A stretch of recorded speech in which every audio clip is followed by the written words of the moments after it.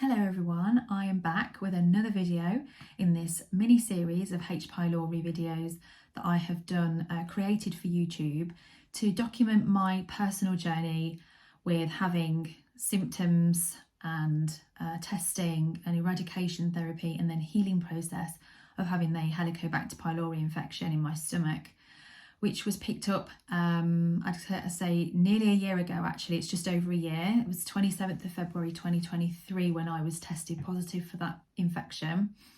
And I am currently a full 12 months along the line.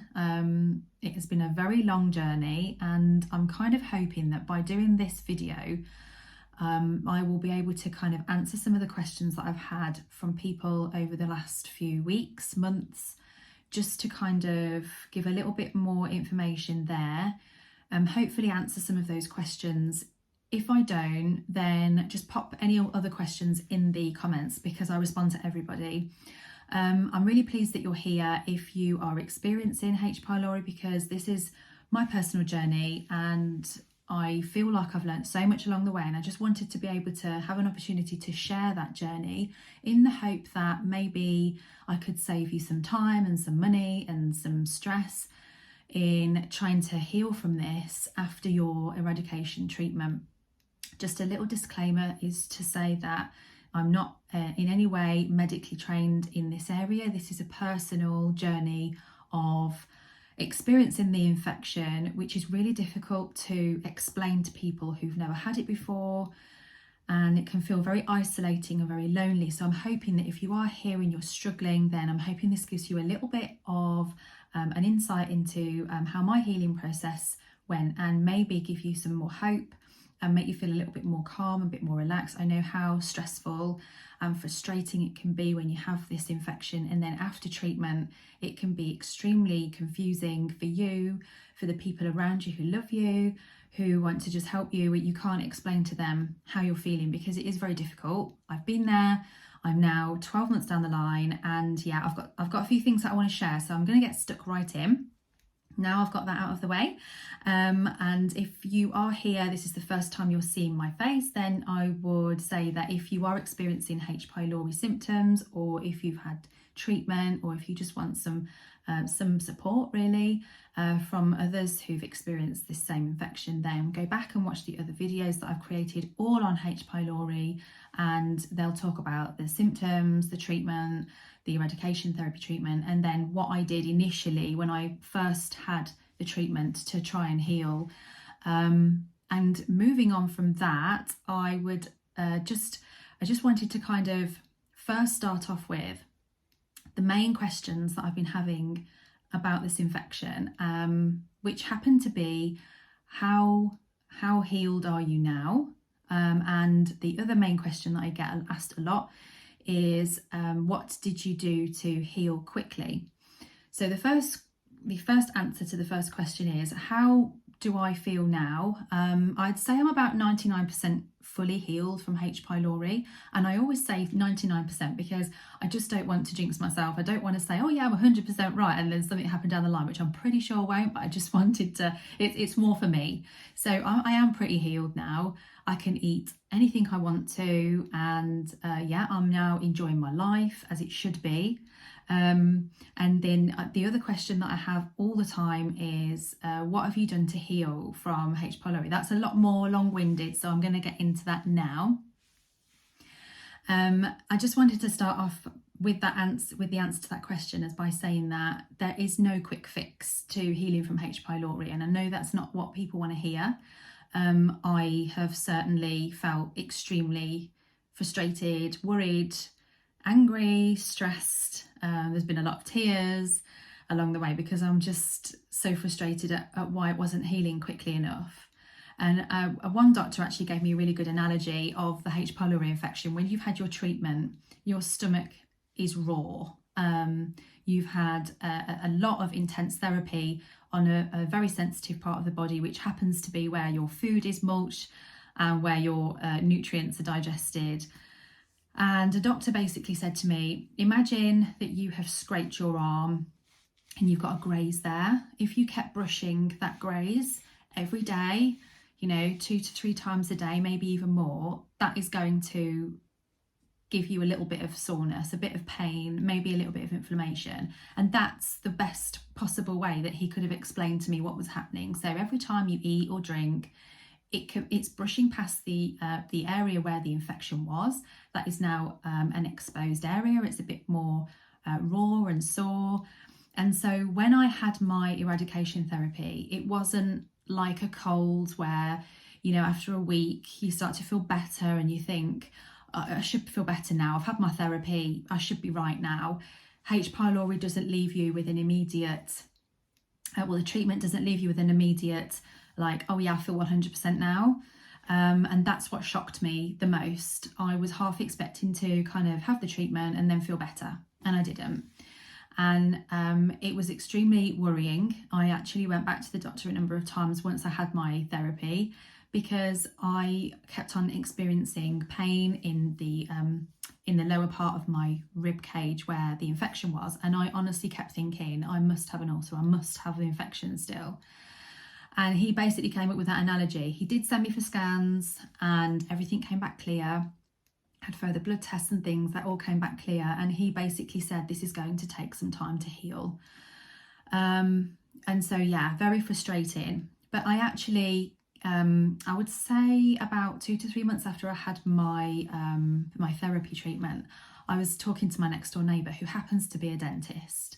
And she was asking me, how are you? How have you been doing? She knew that had me very well. She just thought that maybe I just had low iron because the infection left me with low iron. And that's the last kind of conversation we had was about that. And I told her I actually had a H. pylori infection. And she was like, no way. I had that 5 years ago when I was at university. I actually studied, did my dentistry degree, and we were actually studying that particular part of the module, which was about H. pylori, and I happened to have the infection, she said. So I went for the tests, came back positive, had the treatment, and yeah, she said that it took her quite some time to heal. In fact, one thing that she told me, which I thought was really interesting, was that her diagnosis at the time was that she'd had H. pylori. She wasn't left with any further infection. However, it would probably take her around 14 months, depending on how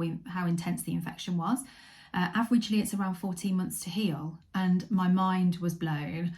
And I think more so because somebody had actually had it and she was perfectly fine. She was like, yeah, you know, it took me about a year to 14 months and then I felt completely normal. And I was like, oh, give me all the information. Like, tell me, how did you heal quickly from this? And she said, you can't heal quickly from this. And 100% I agree with that. I would say it's definitely been an eye-opening journey. I'm really hoping actually that some of the information that I give you in this video will help to save you an awful lot of time and worry and stress so that you can enjoy, I wouldn't say enjoy actually, but I don't know, that you can actually relax more, give you a bit of hope and go, okay, I can calm down now. I know that this is going to take me a little bit of time, and then hopefully you'll be able to just distract yourself and move forward, and you won't even notice that you're healing, hopefully a bit further down the line. But so one of the things that I would say is that you need to listen to your body.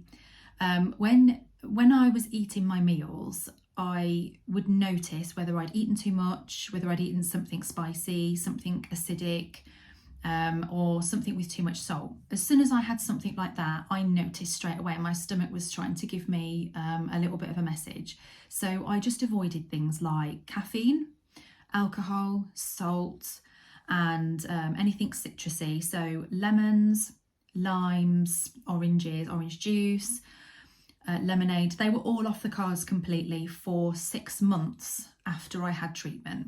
And I wanted to cut all of those foods out, anything with spice in, anything very hot in temperature, anything very cold in temperature.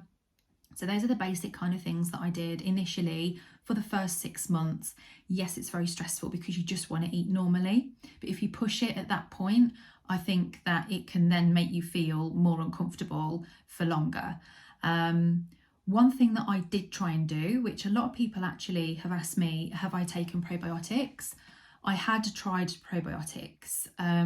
The thing with probiotics is that obviously you've had a very intense antibiotic therapy, and so the antibiotic that I tried was called Megaspore Biotic. So I knew it was a spore-based probiotic, and so it would go straight down into my intestine and it would do what it needed to do there. But I just didn't feel like taking that was benefiting me. I don't know. I was listening to my body and I just didn't feel like I was getting anywhere with that. So probiotics, I definitely would recommend natural yogurt. Natural yogurt or Greek yogurt. Those are the kinds of things that I definitely benefited from in terms of a probiotic, and I just had something like that every day. I still continue to have that every day now, and I found that that's really benefited my digestive system. I would say around 6 months after I had the treatment, I had a little bit of sauerkraut, which is the fermented cabbage, and I was a bit worried about having that because when I had the infection, it caused side effects. It made me feel very unwell. So I was very hesitant. I had a tiny little bit and it didn't even affect me. And I thought, okay, I'll have a little bit more. And then over the course of a week, I'd had a little bit every day for a week. And so for me, that's how I knew that I was 100% like healing. I was reacting so differently when I had the infection, eating foods like that, and I wasn't having any issues at all. So I knew that things were starting to heal up. I would say about 6 months after treatment, I actually rang the doctor and said, I'm still getting some stomach pain. I'm still getting the pain under the rib. And he was so tempted to put me back on the eradication therapy. And I was like, oh no, I really don't want to go back on that. And so I actually distracted myself and went on holiday. I was very worried about going on holiday because being in another country and not knowing whether I would be okay, I was very worried about it, but I'm so glad that I went away because it was a huge distraction from all the symptoms, all the side effects and everything. And I took nothing. I took no supplements whatsoever. And I just ate according to what I fancied, but I ate as whole as I possibly could, as well as I possibly could.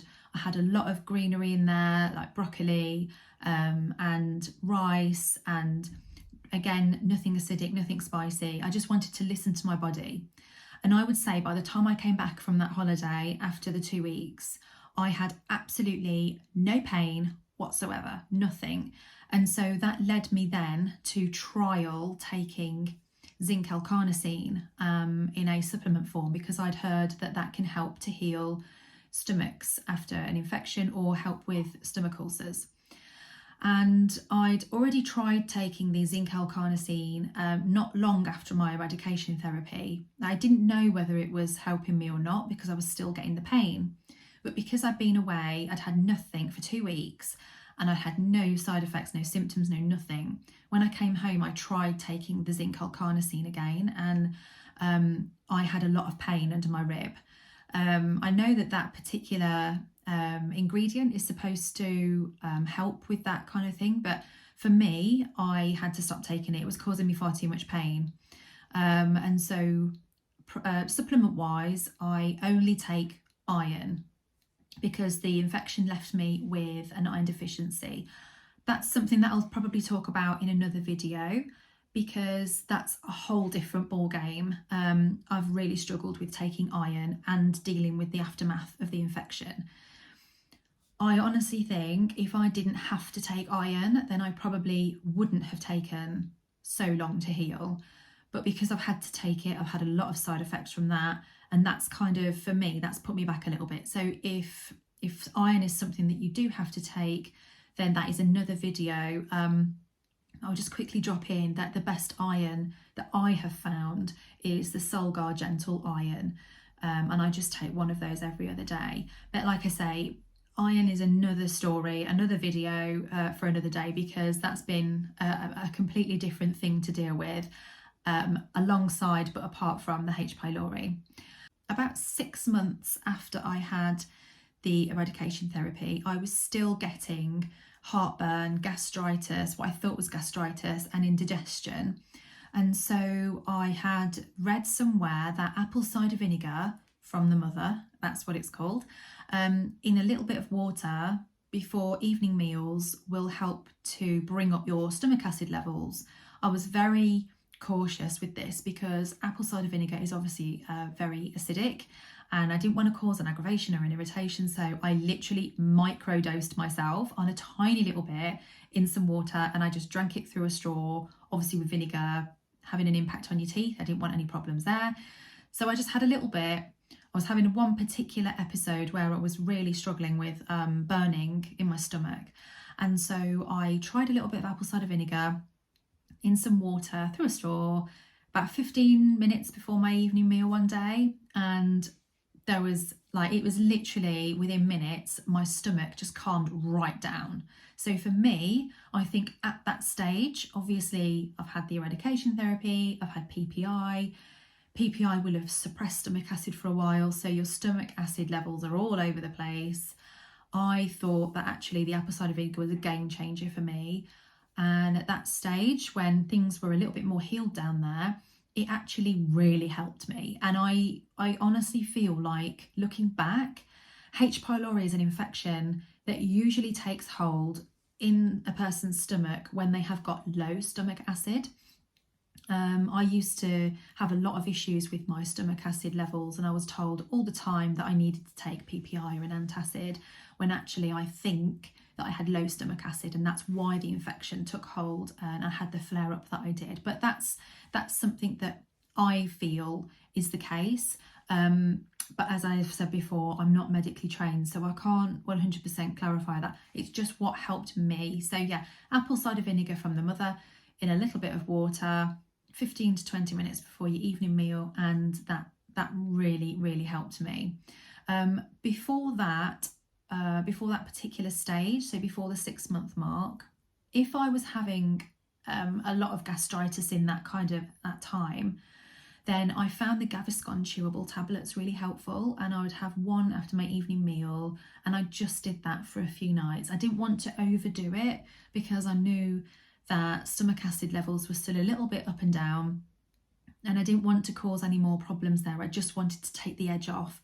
It's really hard. I found it really hard to eat my meal and enjoy it with that burning sensation. So for me, that really helped. So in this really long-winded answer to the question, how did you heal after you had the eradication therapy? There's a few things that I did that I feel worked, and so I'm going to drop those in now. The first thing that I did was I had a bit of ginger in some warm water every single morning, which ginger is actually really good at bringing down inflammation, and I knew it was sort of antimicrobial, and it would definitely help things along a little bit. I actually found that really benefited me. I used to have some lemon in my warm water, and now I do again, but for that particular time, from the eradication therapy up to this point, I just had ginger in warm water in the morning, and that just helped to soothe my stomach. I found that really beneficial. Something else that I did every single day was I had a cooled boiled decaf green tea with a small teaspoon of Manuka honey. That is supposed to really help the stomach lining to heal. I don't know medically how or if that is the truth, but that for me, that really helped. Something else that I did was I ate broccoli like it was going out of fashion. I know that by cooking broccoli in a steamer or in a microwave for a couple of minutes helps it to retain like a lot of the goodness. So I would just have a bowl of broccoli with my evening meals.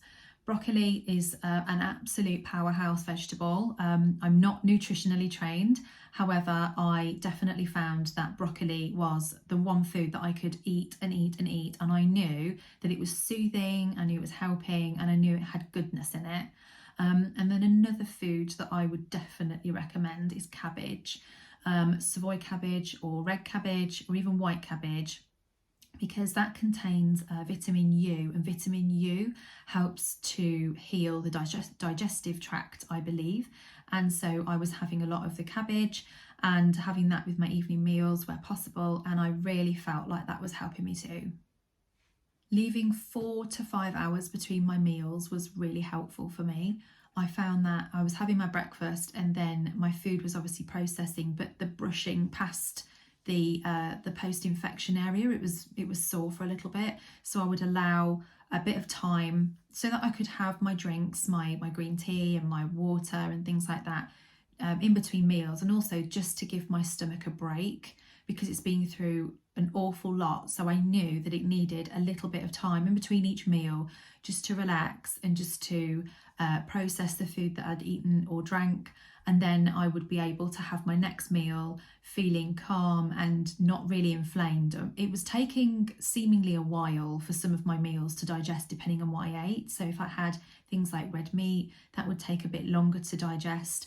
But now I'm up to a year post eradication therapy, that isn't the case, and my stomach seems to be able to tolerate pretty much anything.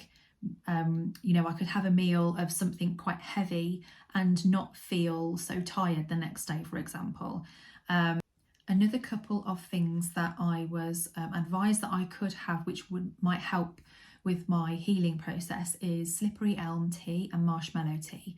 I did find that I tried slippery elm tea just a few weeks after I had the eradication therapy. I think it was in the May, so probably 2 or 3 months later, and I couldn't tolerate it. But I can tolerate slippery elm tea now, and also marshmallow tea.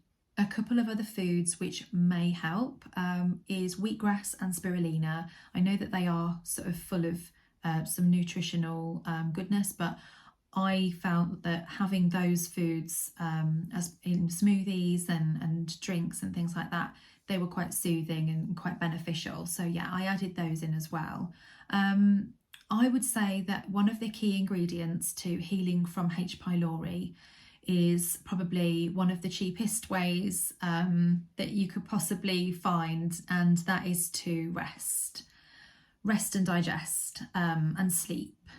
Your body is always healing, and I found that the 6-month point after I'd had the eradication therapy, I was still in a state of stress quite a lot because I was so frustrated and so stressed out, and I wasn't sleeping very well. But as soon as I switched that over to resting as much as possible, distracting myself, trying to do things that I enjoy, doing a bit of gratitude, positive affirmations, telling myself all the time that I'm healthy and I'm happy, and then resting as much as I possibly could through the day, and then hopefully I'll be able to sleep better at night, I actually found that post 6 months after the eradication therapy, I found every week from that point, my healing just felt like it was jumping forward. So up until 6 months, it felt very slow. Like every week I would get to the end of the week and think, I just don't feel like I'm getting any better. It's taking too long. Why is it taking so long? So frustrating. And then as soon as I switched into, I'm going to relax. I'm going to just relax. My body is trying to heal. I'm going to give it a break. I'm going to let it do its thing, and I'm going to continue with my life. And that's what I did. And then all of a sudden, I noticed that my healing process was getting quicker and quicker and quicker and quicker. And don't get me wrong, when I've had something, and like for example, if I had something spicy for the first time, I would have the most smallest amount because I just wasn't sure if I would be able to tolerate it. If I found that I reacted, if my stomach flared, I would just pull it back and wait another couple of weeks. Rest, sleep, try a little bit of food in a couple of weeks that maybe I couldn't tolerate a couple of weeks ago. Keep going, keep going, keep going. Then those steps forward have eventually got me to now a year post-treatment, and I can now literally eat anything. I'm having spicy foods, acidic foods, heavy meals. I'm sleeping so much better. I feel so much better. Don't get me wrong, my stomach still has a little bit of indigestion here and there, maybe a little bit of heartburn, but very, very, very tiny amounts. And I pretty much recover very, very quickly. And then I can just move forward. And it just feels like I've never had the infection at all now, which is incredible. As you probably are aware, if you're currently going through the treatment or you've been through the treatment and you're in a stage where you're so frustrated because you just don't feel like you're getting better, you will get to a point where you will be like, oh my God, I actually feel like so much better now. And it does come, and it will come. I'm waiting for that 14-month mark. Like my neighbour said, oh yeah, averagely 14 months to get right. And I've been focused on that 14-month mark for absolutely ages. And it's 2 months away and I already feel really good. So if you are experiencing the post-infection, post-eradication therapy, then all I would say is, yeah, it's massively frustrating. It can make you feel so isolated and so alone. But there is definitely hope and light at the end of the tunnel, because if other people can get through it, then so can you. And there is no reason why you won't heal from it. There's a lot of stories on the internet. I've come across so many different things on different platforms, and you hear other people talking about their experiences, and sometimes it is very scary.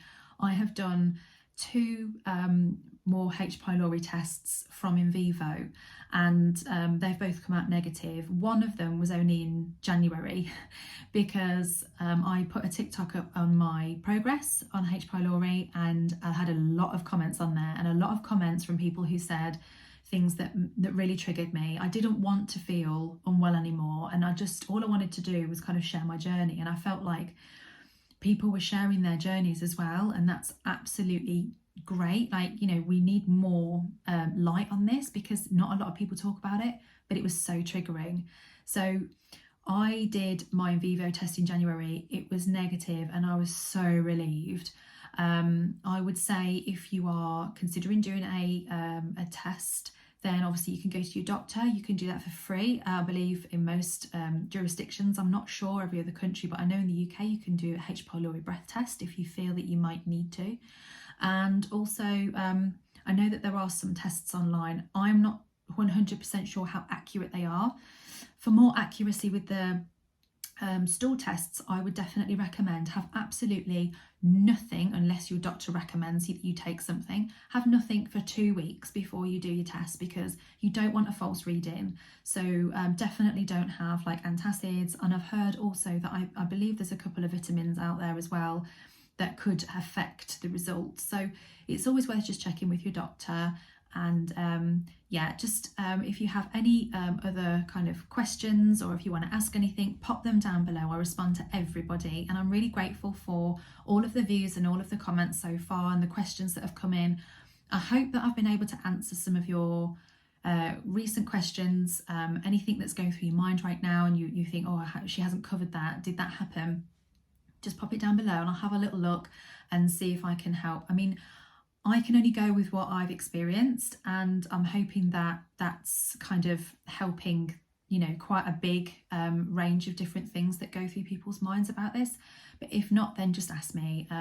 You know, we're all in this together. It's a very isolating infection, and it's very hard to explain to other people how it feels. But you know, I've had it. I know family members who've had it. I know my neighbour's had it. Her cousin had it. And all of those people are absolutely fine now. They are 100% healed. They can eat what they want. They can go on holiday. They can have their life. And you can too. So please don't do this alone. Reach out. And yeah, there's always somebody that will be happy to listen and happy to chat. You know, we all need to stick together on these things and share our experiences to make ourselves and other people feel better. So yeah, I'm really, really excited. If you are sort of past your treatment, eradication treatment, because it's a horrible process, but that's the worst part.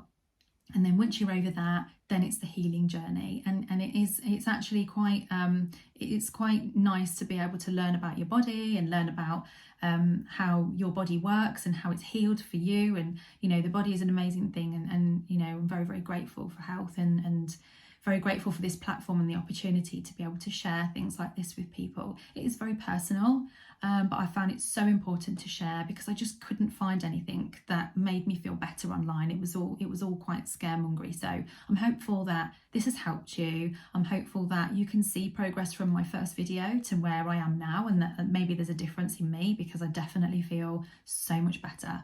I actually feel like me again, which is great. So yeah, I really hope this has helped. Let me know. Any feedback is worth hearing, and yeah, I'll be back soon. I'm going to do a video on iron deficiency, but if there are any other questions, then I'm happy to answer them, and I'll see you soon. Bye.